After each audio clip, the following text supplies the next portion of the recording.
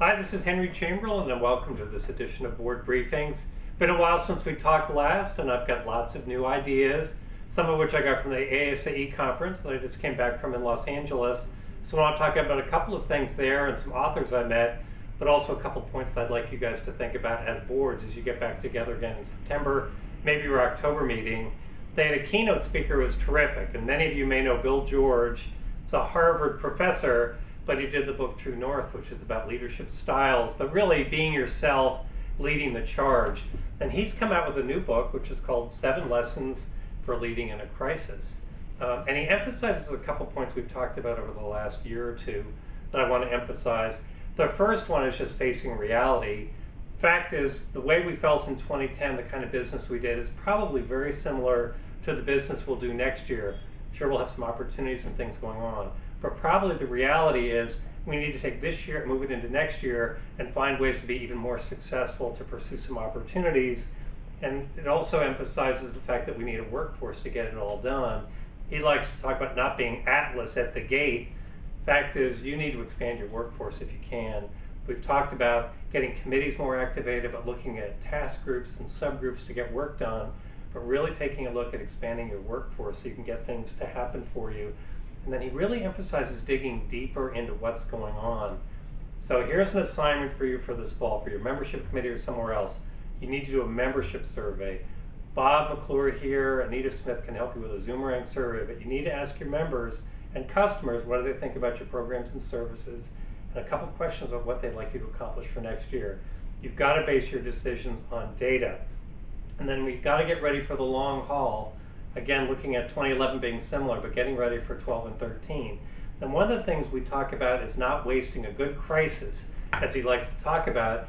This is the time you as boards can make changes strategically, new programs and services, but it's the time where, as Jim Collins likes to talk about, you can prune your offerings, take some things off the shelf, programs and services that people aren't using, eliminate them, free up those resources to do other things. It is the hardest discussion you're going to have. We don't like to give up anything.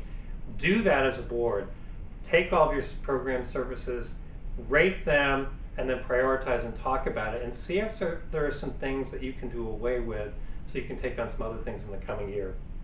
Finally, the thing we're really good at, go on the offense. We want to be out there, enhance our media, go after the heavy advocacy issues, bring in the education and really team it into the current topics, realities people are dealing with. But this is the time to go on the offense, and we're going to be the big winners at the other side. A couple of quick things. Glenn Tecker, guru of association management, he also helped us with our strategic plan a few years ago. Great new book, The Will to Govern Well. The point he makes in there is this is the time that associations need to connect with their members.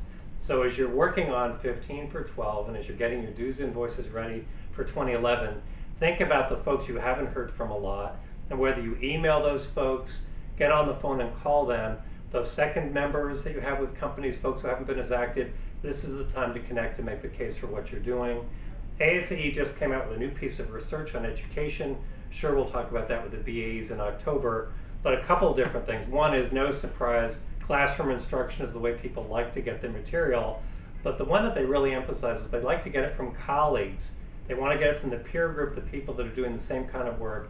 And of course, that's why Mark Fisher is so successful for us with foundations and other education, but really look at identifying people from the peer group to deliver that education. And then as we're developing careers in real estate and targeting younger professionals, they're looking for competency, information. How do I enhance my skills, be more successful as my job, so I can expand my responsibilities, and guess what? Get paid a little bit more money.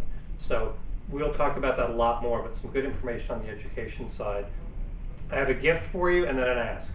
The gift is ASAE has posted all of the programs from Los Angeles on their website for free, downloadable.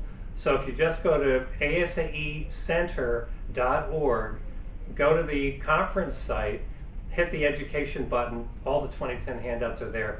Terrific stuff. Unleash your committee chairs on it, membership, advocacy, fundraising, governance. It's all there. Grab that. Their conference next year is August 6th to 9th. As a board, as you're pruning, as you're coming up with some additional resources, think about investing in your staff and sending them to St. Louis. Just a terrific program. Thanks.